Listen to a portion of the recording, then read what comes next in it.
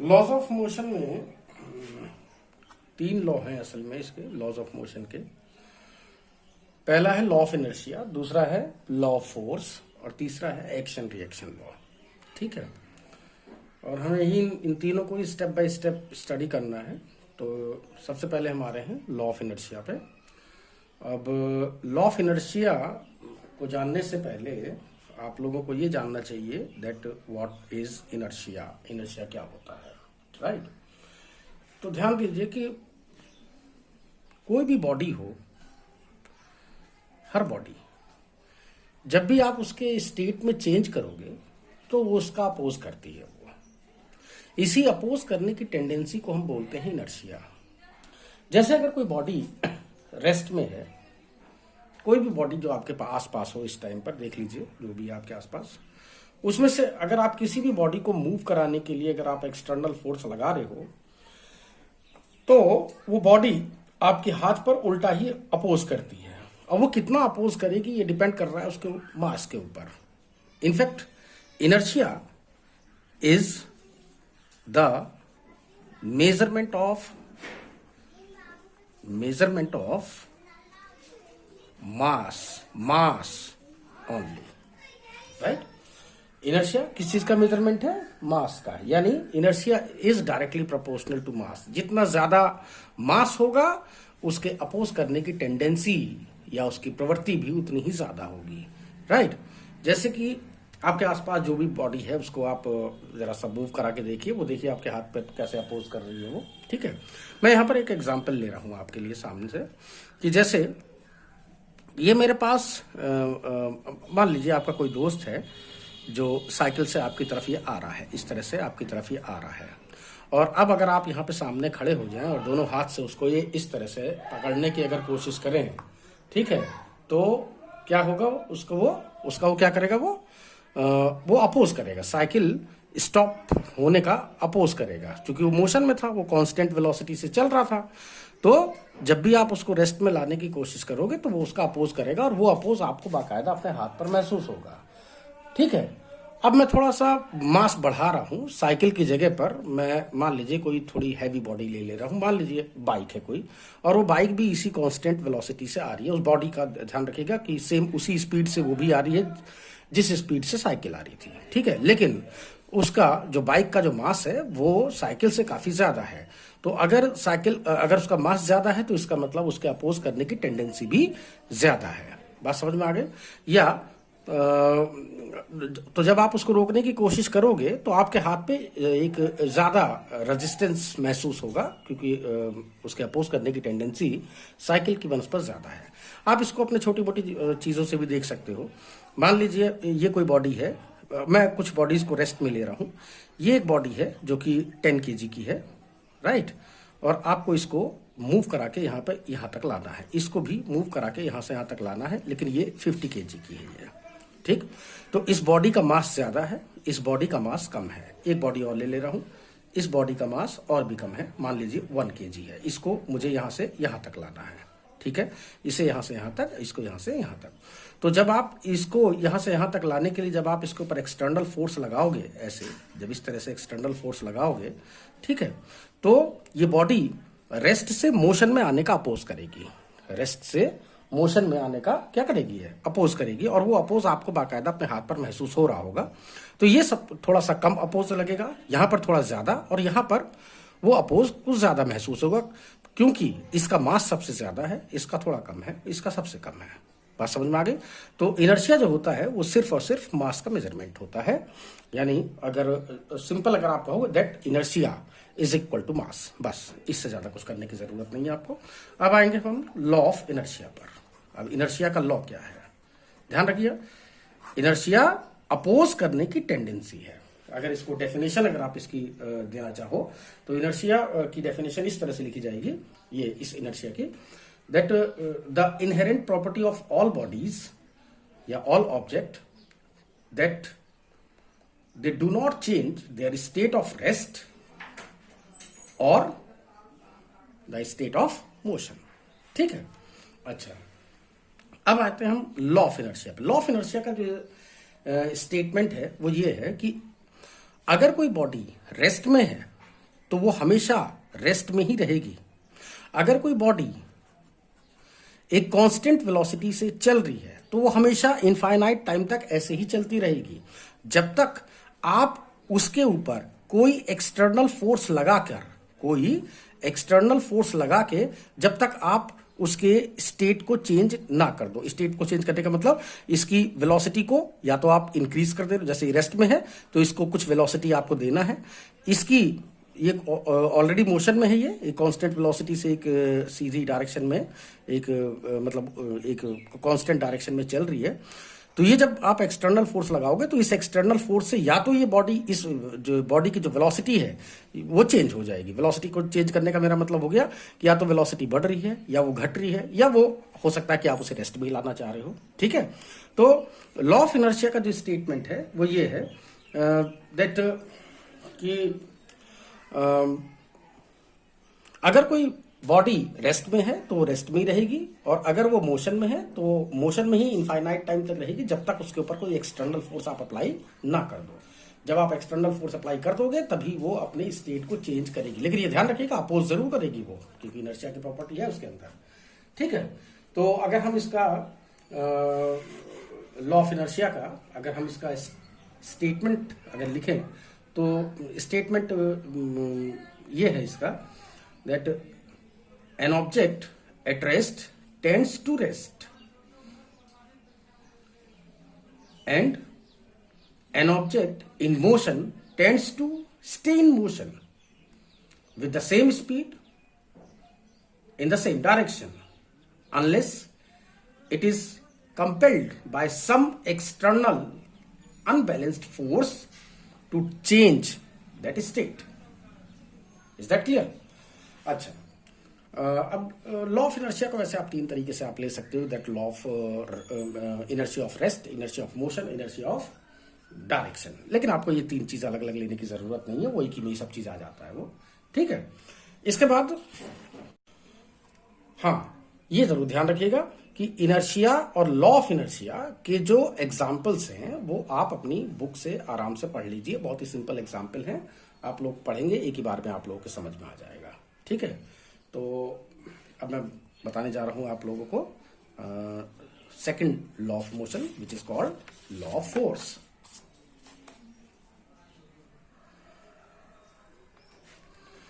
Law of force.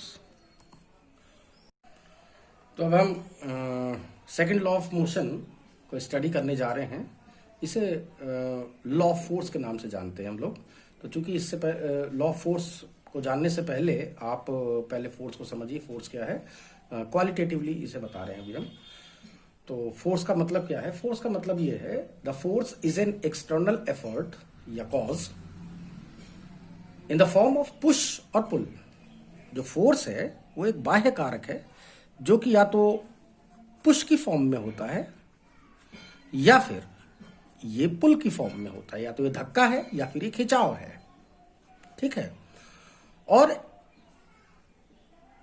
इस external cause की वजह से या इस एक्सटर्नल एफर्ट की वजह से ये बॉडी अपने स्टेट, इनर्शियल स्टेट को ये चेंज कर लेती है। मतलब इस स्टेट से अब ये इस स्टेट में आ गई, या इस स्टेट से ये इस स्टेट में आ गई है।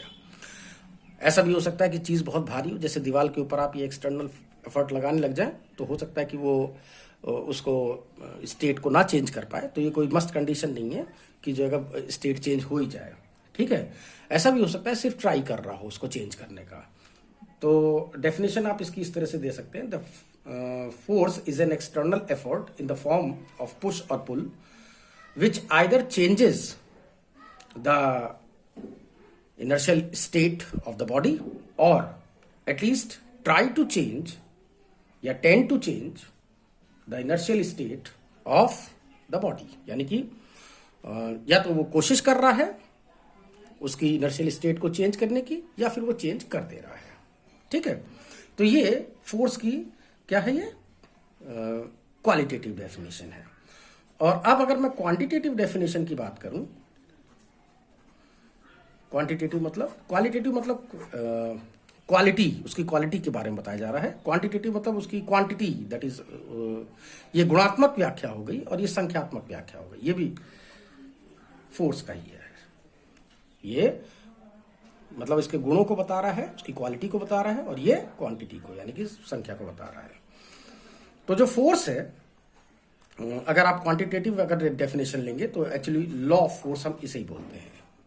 किसको बोलते हैं? ये जो quantitative definition of force is the law of force. ठीक, तो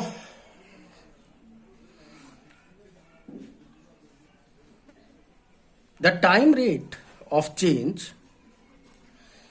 in linear momentum is called force. That is the quantitative definition or law of force.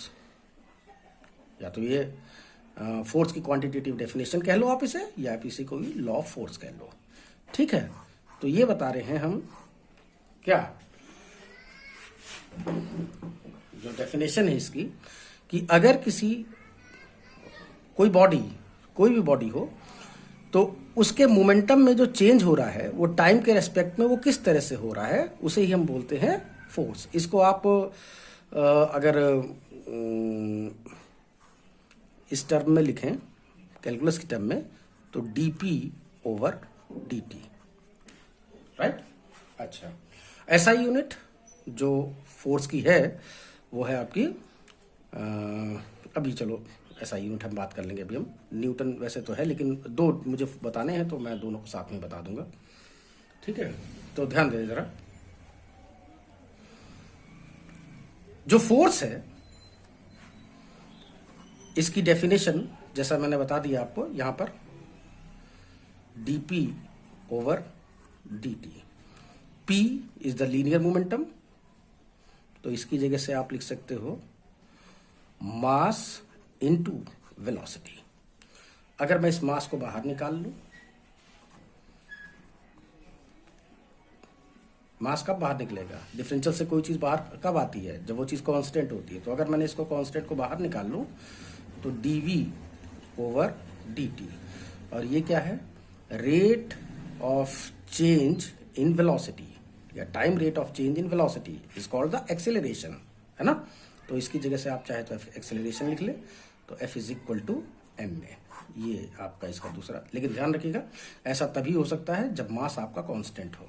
ये वाला फॉर्मूला तभी लगेगा इफ मास इज कांस्टेंट। अगर मास कांस्टेंट नहीं है तो ये डेफिनेशन अप्लाई नहीं होगी। इस डेफिनेशन को केवल तभी आप अप्लाई करेंगे जब आपको पूरा फुल कॉन्फिडेंस हो कि मास उसका कांस्टेंट है ही। और ये जो डेफिनेशन है ये यूनिवर्सल डेफिनेशन है फोर्स की। ये डेफिनेशन कभी भी गलत नहीं होती है, लेकिन ये कंडीशनल है। ये अगर मास कांस्टेंट है तब आप इसे अप्लाई करिए, अगर मास कांस्टेंट है तो F is equal to M में अप्लाई मत करिए, फिर ये आपके लिए यही है। ठीक है, तो ध्यान देंगे जरा। जो SI यूनिट है फोर्स की वो है दो तरह की यूनिट ली जाती हैं। पहला है एब्सोल्यूट यूनिट, जो यूनिट्स हैं इसकी वो दो तरह की हैं। पहला है एब्सोल्यूट यूनिट और दूसरा है ग्रेविटेशनल यूनिट। एब्सोल्यूट यूनिट जो है, जैसे सिस्टम इंटरनेशनल में अगर आप लेंगे तो उसे न्यूटन लेंगे, और या फिर CGS में अगर ले रहे हैं तो डाइन लेंगे, राइट। जो 1 न्यूटन है अगर आप इसे कन्वर्ट करें तो 1 न्यूटन इज इक्वल टू होगा 10⁵ डाइन। ठीक है, दूसरा होता है ग्रेविटेशनल यूनिट। ग्रेविटेशनल यूनिट जो है वो है SI सिस्टम में वो है किलोग्राम फोर्स, या इसको हम किलोग्राम वेट भी बोल देते हैं। ठीक है, और जो CGS यूनिट है वो है ग्राम डाइन या फिर ग्राम वेट। ठीक है, तो अब इन दोनों यूनिट में फर्क क्या है, अब आप ये समझ लीजिए, थोड़ा सा ध्यान दें। जो ग्रेविटेशनल यूनिट है, यानी कि 1 kilogram weight is equal to होता है 9.8 न्यूटन के, ठीक है। और अगर आप इसमें लें ग्राम वेट में, 1 gram weight is equal to हो जाएगा 980 डाइन के। ये मतलब एसआई सिस्टम का कन्वर्जन है और ये सीजीएस सिस्टम का, ठीक है। तो इस तरह की भी कहीं लिखा हुआ आ जाए तो मान लीजिए किसी ने लिखा है a force of 5 kilogram weight, ऐसे लिखा हुआ है। तो आप जब न्यूमेरिकल वगैरह करोगे तो आप न्यूटन में ही करोगे, आप ये तो पक्का है, न्यूटन में करोगे या डाइन में ही करोगे, ठीक है। तो इसको न्यूटन या डाइन में कन्वर्ट करने के लिए बस आप किलोग्राम वेट की जगह पर 9.8 न्यूटन लिख लीजिए। तो 5 इंटू 9.8, अब ये अपने आप ही कन्वर्ट हो गया है न्यूटन में। अब आप न्यूमेरिकल करने लायक हो चुके हैं, इसका समझ में आ गई बात ना। अच्छा, एक और टॉपिक है इसके अंदर, इम्पल्स। इम्पल्स का मतलब, या इम्पल्सिव फोर्स भी बोल देते हैं, या इम्पल्स ऑफ फोर्स भी बोल सकते हो आप इसे, ठीक है। तो ये जो इम्पल्स है, इसका मतलब ये है कि अगर कोई फोर्स किसी ऑब्जेक्ट पर बहुत कम टाइम इंटरवल के लिए अप्लाई हो रहा हो, तो फोर्स और टाइम इंटरवल के मल्टीप्लिकेशन को क्या बोलते हैं हम? इम्पल्स बोलते हैं। क्या बोलते हैं? इम्पल्स। इसको आमतौर पे आप चाहे तो जे से रिप्रेजेंट कर सकते हो। तो जैसे कि आपने हथौड़ा लिया ना, तो हथौड़ा से जब आप किसी जगह पर इस तरह से हिट करते हो तो बहुत ही कम टाइम इंटरवल के लिए आप उसको हिट करते हो, तो उस टाइम पर जो भी फोर्स आपने लगाया है और कितने टाइम इंटरवल के लिए लगाया है, इन दोनों का जो मल्टीप्लिकेशन है वही इम्पल्स है। ये वेक्टर क्वांटिटी आएगी, क्योंकि एक वेक्टर में मैंने एक स्केलर की मल्टीप्लाई कर रखी है, तो रिजल्टेंट भी क्या आएगा? एक वेक्टर ही आएगा, जिसकी डायरेक्शन सेम वही होगी जो फोर्स की है। फोर्स जिस डायरेक्शन में लग रहा है, इम्पल्स भी उसी डायरेक्शन में लगेगा। तो अगर आप चाहो तो जे इज इक्वल टू लिख सकते हो, एफ की जगह से लिखिए change in momentum with respect to time into delta T, पहले से है ही, ये कैंसिल हो जाएगा। तो जो जे है वो आ गया चेंज इन मोमेंटम में। तो ये चाहे तो आप इम्पल्स की डेफिनेशन, दूसरी डेफिनेशन भी यहाँ से दे सकते हो, that change in momentum in a body is called the impulse, right. तो ये भी डेफिनेशन सही है। कुछ न्यूमेरिकल आपके इससे सॉल्व हो जाएंगे, कुछ न्यूमेरिकल आपके इस फंडामेंटल डेफिनेशन से सॉल्व हो जाएंगे, ठीक है। Derivation of first law of motion by using second law of motion, right. तो फर्स्ट लॉ ऑफ मोशन है आपका लॉ ऑफ इनर्शिया। हमें लॉ ऑफ इनर्शिया को प्रूफ करना है या डेरिवेट करना है, किसकी हेल्प से? Second law of motion, that is law of force. Second law of motion law of force है। तो पहले हम लॉ ऑफ फोर्स लिख लेते हैं। एफ इज इक्वल टू किसके होता है? मास इनटू एक्सेलरेशन, अगर बॉडी का मास कांस्टेंट है तो, राइट। तो एफ इज इक्वल टू हम लिख सकते हैं mass into change in velocity with respect to time, या फिर अगर आप इसको एल्जेब्रिक टर्म में अगर लिखें तो ऐसे लिख सकते हैं, F is equal to mass into acceleration. तो F is equal to mass into delta V over delta T, ठीक। ऐसा। तो अब क्या हुआ? सबसे पहले तो हमें ये बताएं कि लॉ ऑफ इनर्शिया है क्या, यानी कि फर्स्ट लॉ ऑफ मोशन क्या है। तो इसका स्टेटमेंट ये है कि अगर किसी बॉडी, कोई भी बॉडी हमेशा रेस्ट में ही रहेगी या हमेशा कांस्टेंट वेलोसिटी से मूव ही करती रहेगी जब तक उसके ऊपर कोई एक्सटर्नल फोर्स अप्लाई ना किया जाए, राइट। तो अगर मैं एक्सटर्नल फोर्स अप्लाई नहीं कर रहा हूं, यानी कि इफ एक्सटर्नल फोर्स कितनी हो? जीरो हो। क्या हो? अगर एक्सटर्नल फोर्स क्या है? जीरो है, तो इसका मतलब ये हो गया that zero is equal to mass into DV over D T, right ना। यानी कि zero is equal to mass into delta V over delta T, अगर एल्जेब्रिक टर्म में अगर आप डेरिवेशन कर रहे हो तो, ठीक है। या फिर आप इसको लिख सकते हो कि ये मास इंटू, ये मान लीजिए चेंज इन वेलोसिटी है ना ये, तो मान लीजिए पार्टिकल की इनिशियल वेलोसिटी u है, मान लीजिए पार्टिकल ऐसे चलना शुरू किया था, इसकी इनिशियल वेलोसिटी थी u, और ये है फाइनल वेलोसिटी इसकी आफ्टर टाइम डेल्टा t, इसकी जो फाइनल वेलोसिटी है वो मान लीजिए वो v है। वो बात समझ में आ गई। और आपने इसके ऊपर कोई किसी भी तरह का अगर एक्सटर्नल फोर्स अप्लाई नहीं किया है, तो इसका मतलब हो गया final velocity minus initial velocity v, और ये u लिखा हुआ है, जरा ध्यान से देखिएगा, अपॉन डेल्टा t, राइट। तो इसको इधर की तरफ ले जाएं तो कितना हो जाएगा ये, v minus u is equal to 0 into delta T upon m, that is total 0, यानी कि v इज इक्वल टू किसके आ गया, u के आ गया, यानी फाइनल वेलोसिटी और इनिशियल वेलोसिटी सेम है। तो कहने का मतलब ये है कि अगर कोई भी एक्सटर्नल फोर्स अगर आप अप्लाई नहीं कर रहे हो तो उसकी वेलोसिटी में कोई चेंज नहीं आएगा। अगर जैसी उसकी वेलोसिटी है वैसी की वैसी रहेगी। अगर इनिशियल वेलोसिटी 0 है यानी कि पार्टिकल रेस्ट में है, तो फाइनल वेलोसिटी भी 0 ही रहेगी, यानी कि पार्टिकल रेस्ट में ही रहेगा जब तक आप कोई एक्सटर्नल फोर्स अप्लाई नहीं करोगे, ठीक है ना। अच्छा, अगर आप इसको ऐसे कर रहे हो तो आप इसको लिख सकते हो that dv over dt is equal to 0, और किसी भी चीज का डिफरेंशियल 0 कब होता है, जब वो चीज क्या होती है, कांस्टेंट, यानी कि जो वेलोसिटी है वो कांस्टेंट रहेगी। वो कांस्टेंट कुछ भी हो सकता है, 0 हो सकता है, 1 हो सकता है, 2 हो सकता है, माइनस हो सकता है, जो भी है वो जितना भी है वो कांस्टेंट ही रहेगा अगर आपने कोई एक्सटर्नल फोर्स अप्लाई नहीं किया है तो, ठीक है। और यही लॉ ऑफ इनर्शिया का स्टेटमेंट भी है। बात समझ में आ गई।